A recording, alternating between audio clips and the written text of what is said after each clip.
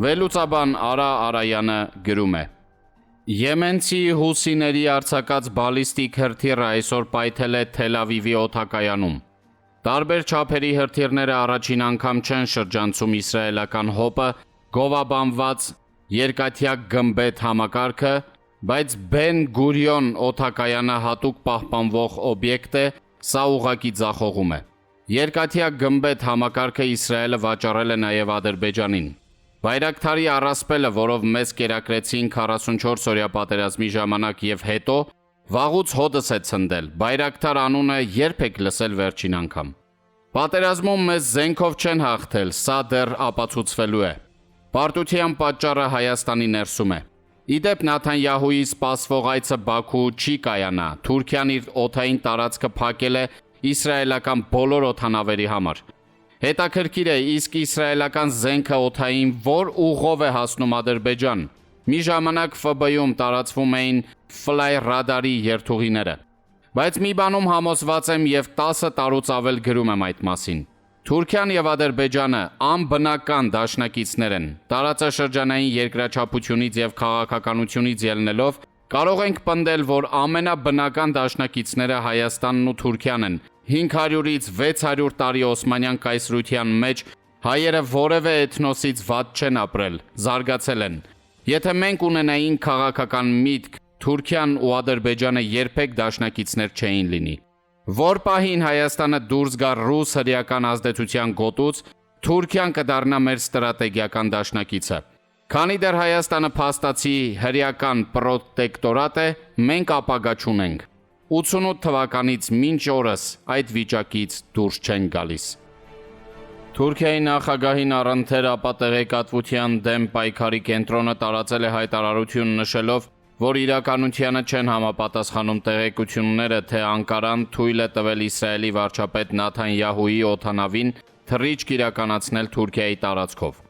Իսրայելի վարչապետ Բենյամին Նաթանյահուի մայիսի 7-ին Ադրբեջան այցի համար Թուրքիայի օդային տարածությունը բացելու մասին խոսք անգամ լինել չի կարող, հայտարարել է Թուրքիայի նախագահին առընթեր կենտրոնը։ Սա իսկապես շատ ուշագրավ հայտարարություն է, եթե հաշվի առնենք, որ այն հնչում է մի քանի օր անց այն տեղեկություններից, որ տարածվել էին ադրբեջանական քարոզչամիջոցները,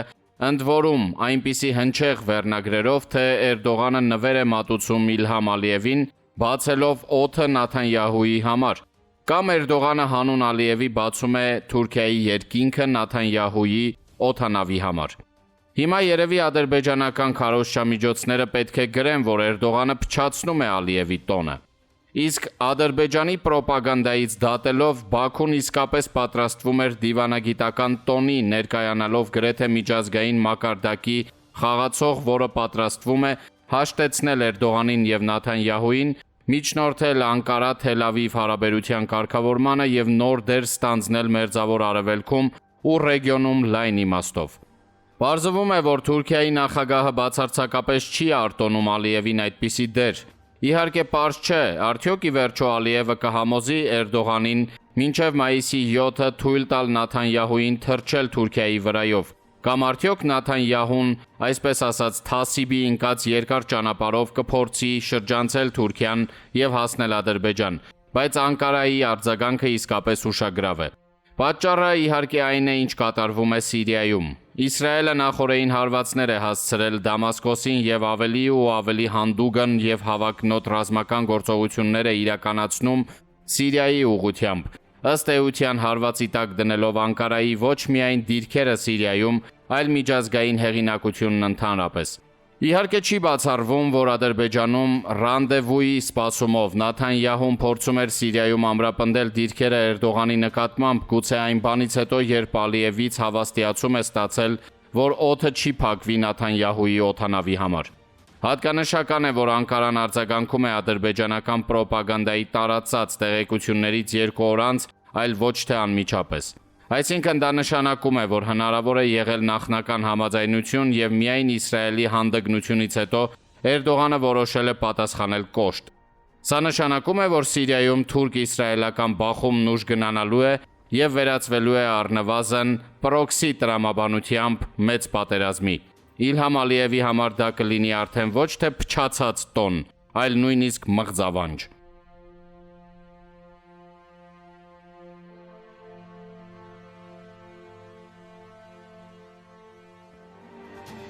Թուրքական աղբյուրները հայտնում են, որ արդեն թուրքական 6 ռազմական բեռնափոխադրող օդանավ է ուղևորվել Պակիստան, տեղափոխելով հակաօդային պաշտպանության համակարգեր, նաև հրթիռներ Բայրակթար անօդաչուների համար։ Դա տեղի է ունենում Հնդկաստանի և Պակիստանի միջև իրավիճակի թեժացման կամ լարվածության աճի ֆոնին, որ տեղի է ունենում օրեր առաջ Քաշմիրում իրականացված խոշոր ահաբեկչությունից հետո։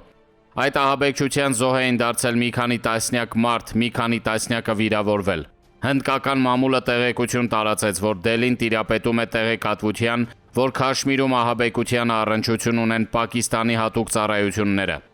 Իսլամաբադը կոշտ էր արձագանքել, պահանջելով ապացույցներ։ Անցնող օրերին երկու երկրների սահմանին եղել են փոխհրաձգություն։ Ինչպես առիթ ունեցանք անդրադառնալ այդ թեմային անցնող օրերին, կասկած չկա, որ այդ լարման վրա շատերը կփորձեն ձեռքեր տաքացնել, եւ Անկարան թերևս դրանց թվում է։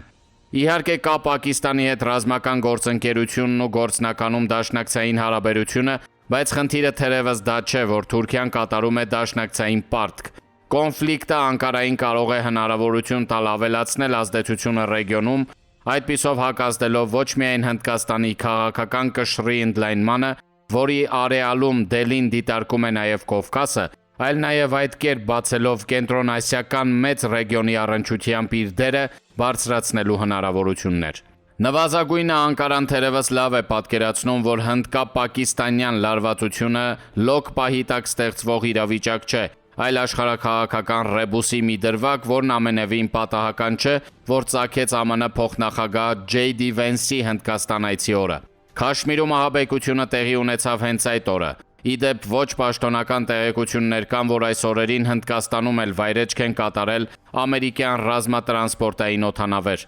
Կբախվեն այնտեղ ԱՄՆ-ի և Թուրքիայի շահերը, թե կարող է աշխատել այլ սցենար, երբ համատեղ թեժացնելով ռեգիոնը փորձ կարվի բարձրացնել ջերմությունը Չինաստանի ուղղությամբ։ Օրերս Մոսկվայում տեղի ունեցած Պուտին-Ուիտկով հանդիպումից հետո ՌԴ նախագահի օգնական Ուշակովը հայտարարել էր, որ հաջողվել է ավելի մերձեցնել դիրքորոշումները ոչ միայն Ուկրաինայի հարցի, այլ նաև միջազգային այլ հարցերի վերաբերյալ։ Հատկանշական է, որ առայժմ Վաշինգտոնն ու Մոսկվան կարծես թե չեն շտապում դիրքորոշում արտահայտել Դելի-Իսլամաբադ լարվածության աճից բխող ռիսկերի վերաբերյալ։ Ռուսաստանի Դաշնության հետախուզության ղեկավար Նարիշկինը մի քանի օր առաջ Ադրբեջանում էր, Պակիստանի դաշնակից երկրում, որը միաժամանակ ՌԴ-ի համար կարևոր օղակ է Սանկտ Պետերբուրգից Մումբայի հնդկական նավահանգիստ հյուսիս-հարավ մեծ երթուղու համար, որ մի քանի տարի առաջ Իրանում բարձրաձայնեց Ռուսաստանի նախագահ Վլադիմիր Պուտինը։